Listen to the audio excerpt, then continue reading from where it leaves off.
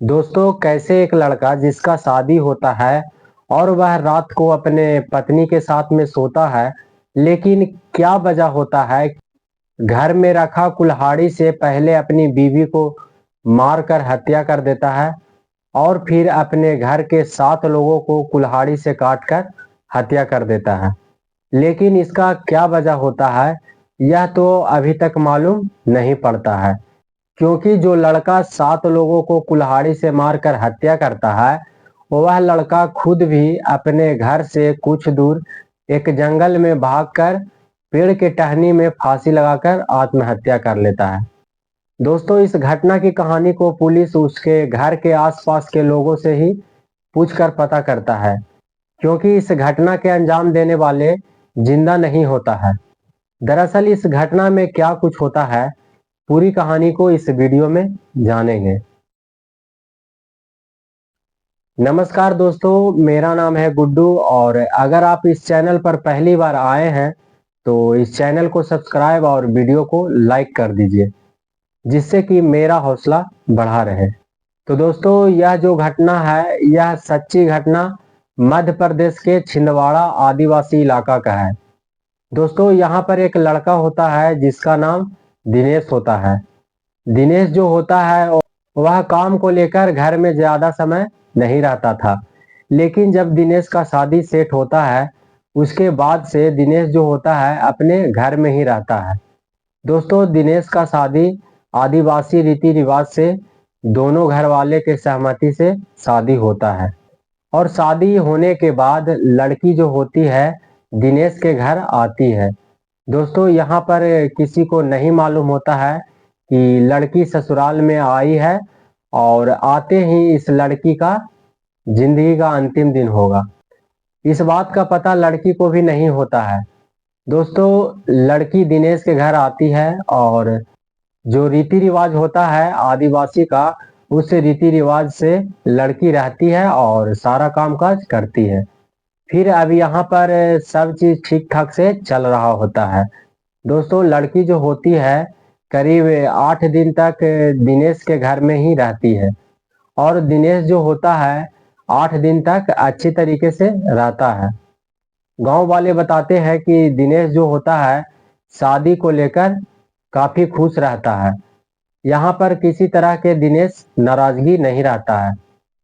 दोस्तों, दिनेश जो होता है शादी के 8 दिन ही होता है और दिनेश जो होता है रात को खा पीकर अपने पत्नी के साथ में सोता है और फिर करीब 12 से 1 बजे के लगभग दिनेश जो होता है घर में रखा कुल्हाड़ी से पहले अपनी बीवी को गला काटकर हत्या कर देता है।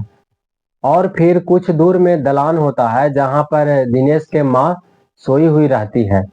अब दिनेश जो होता है अपने माँ के ऊपर कुल्हाड़ी से हमला कर देता है और दिनेश जो होता है अपने माँ को भी मौत की नींद सुला देता है। और फिर बगल में दिनेश के भाई भाभी और एक 16 साल की बहन होती है और दिनेश के 2 भतीजी होती है।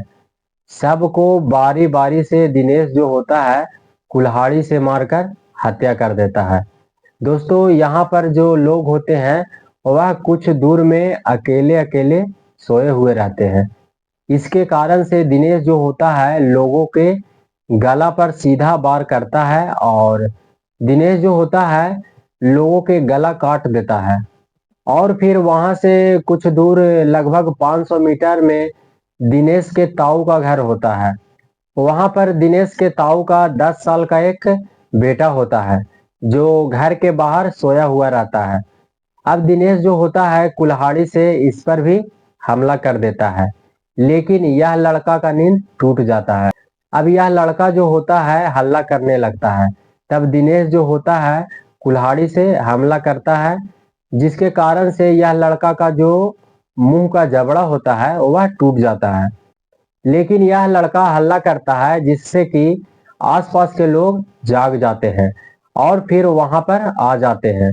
तब इस लड़का का जान बच जाता है और फिर दिनेश जो होता है वहां से कुछ दूर एक जंगल होता है जहां पर चला जाता है और फिर दिनेश जो होता है एक पेड़ के टहनी पर रस्सी लटकाकर फांसी लगा लेता है। दोस्तों यहाँ पर जो दिनेश होता है वह भी अपने आप को फांसी लगाकर खत्म कर देता है। अब इतना सारा होने के बाद यहाँ पर हल्ला होने लगता है और यह जो खबर है तेजी से फैलने लगता है। तब लोग जो होते हैं दिनेश को खोजने में लगे हुए रहते हैं, लेकिन गांव के जो लोग होते हैं वह खोजते खोजते उस जंगल के पास में चले जाते हैं जहां पर दिनेश जो होता है टहनी में लटका हुआ रहता है। अब गांव वाले जो होते हैं दिनेश को वहां से लेकर घर पर चले आते हैं।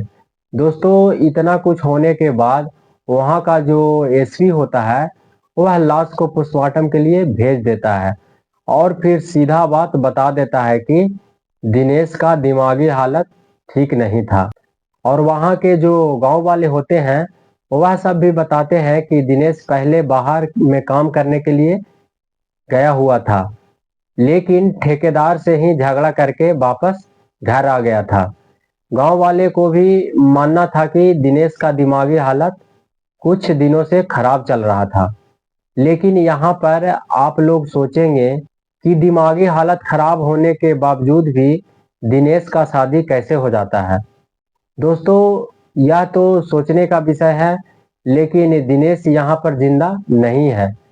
तो अब यहाँ पर क्या हो सकता है, यहाँ पर दिनेश को लगाकर कुल 8 लोग का कत्ल हो जाता है और इसमें दिनेश का ताऊ का जो लड़का होता है उसका मुंह का जबड़ा टूट जाता है, लेकिन वह जिंदा बच जाता है। दोस्तों इस विषय पर आप लोग का क्या कहना है, आप लोग कमेंट में जरूर लिखिएगा। वीडियो पूरा देखने के लिए धन्यवाद।